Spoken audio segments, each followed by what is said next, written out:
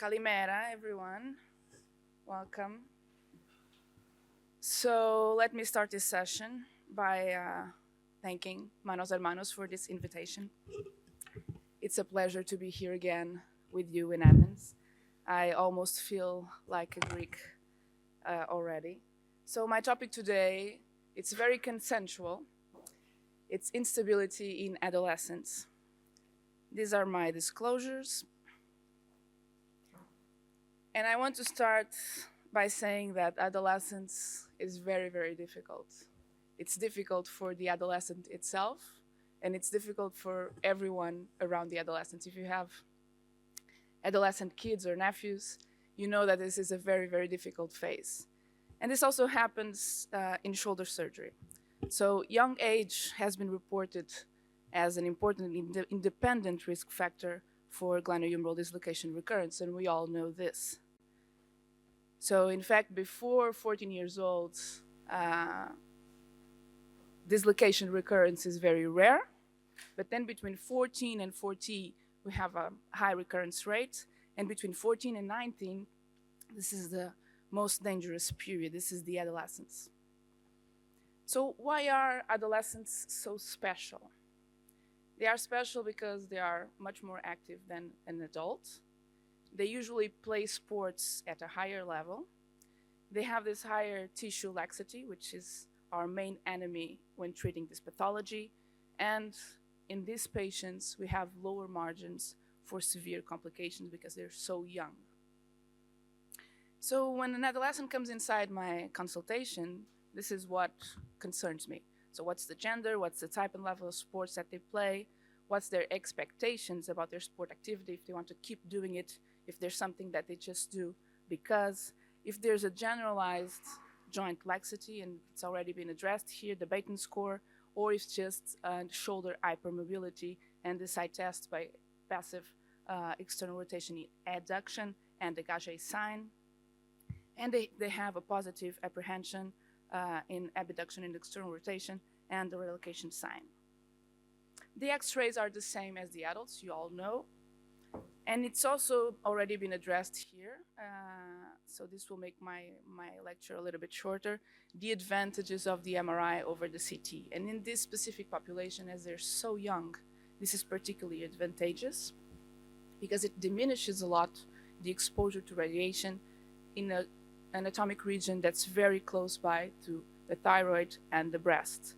And it also allows us to assess the soft tissue and bony abnormalities in a single examination. So we have a lot of studies that had already been addressed here regarding MRI to quantify bone loss.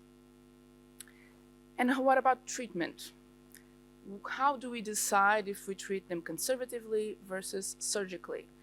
We all know very well the independent risk factors for recurrence, the hyperlaxity, the age, which here is a main factor, the glenoid bone loss, more than 13.5%, and the existence of Hill-Sachs lesion off-track medial or more than 25%. What we know about conservative treatment in adolescence is that even with a 3-year follow-up, the recurrence rate is very, very high, goes up to 70%. And even if you go through the literature in systematic reviews, it remains more or less the same recurrence rate, around 70%. And even after 25 years, this iconic paper by Ovilius and Ram, they found the same kind of recurrence rates in the adolescent population, so 70 to 75%.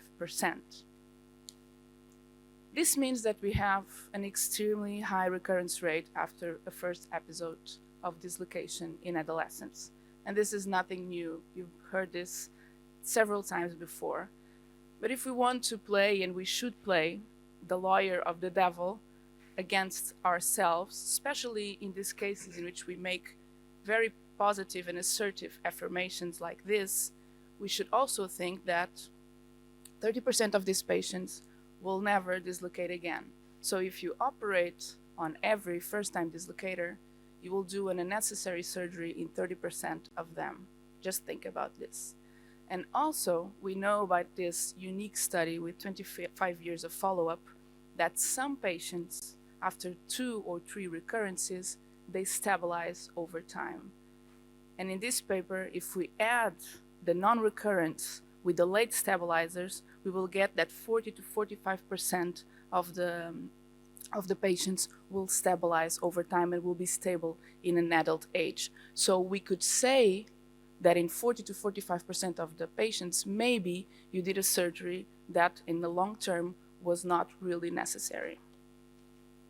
But what about instability arthropathy? Should we let them dislocate 3 times and risk the chance to develop later in life an instability arthropathy? Maybe not.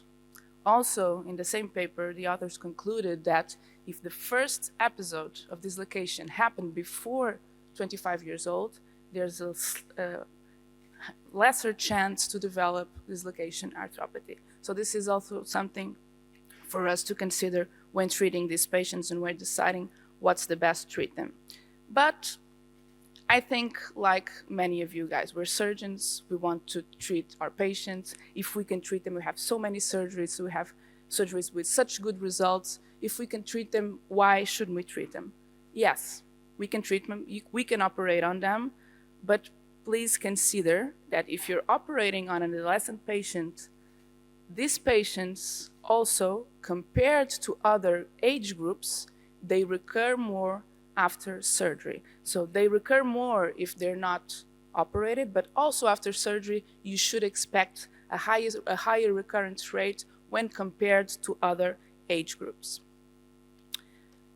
And this is particularly concerning because if they fail and if they redislocate after surgery, the kind of surgery that you do means a lot. So your first surgeries should be very well thought in these patients because you have lower margins for severe complications. So our goal is, when we decide what's the best technique in adolescents, is the same as in adults. We want to restore static and dynamic stability without limiting any range of motion. So we want to make an individualized decision, and we want to consider all these independent risk factors for recurrence. And we have all these techniques, and I already used this slide in some of my talks. Nowadays, we have a huge amount of techniques in which to choose. Normally, you go more to the soft tissue side or more to the bony side. The choice is yours. Both of them have their ups and downs. But ultimately, ultimately, you have to make an algorithm. So in our team, what happened? Okay, so in our team, our algorithm is this. So if we have no glenoid bone loss and a non-track heel sacs, we'll do a Bankart plus an heel sacs remplissage. We don't do simple Bankarts anymore. If we have up to 20% of glenoid bone loss and an heel sacs either on track or off track, we'll do the DAS. And nowadays we've been doing the heel sacs remplissage also. And if we have a significant bone loss in the glenoid side, more than 20%, we will do a bone procedure, and in our team we do the Latarjet. I would like to also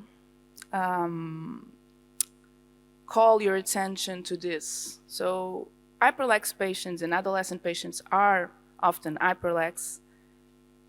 We don't know exactly what's the best technique for them. So our first reaction is, let me try to do the more stable technique that I know for this patient to decrease the chance of recurring.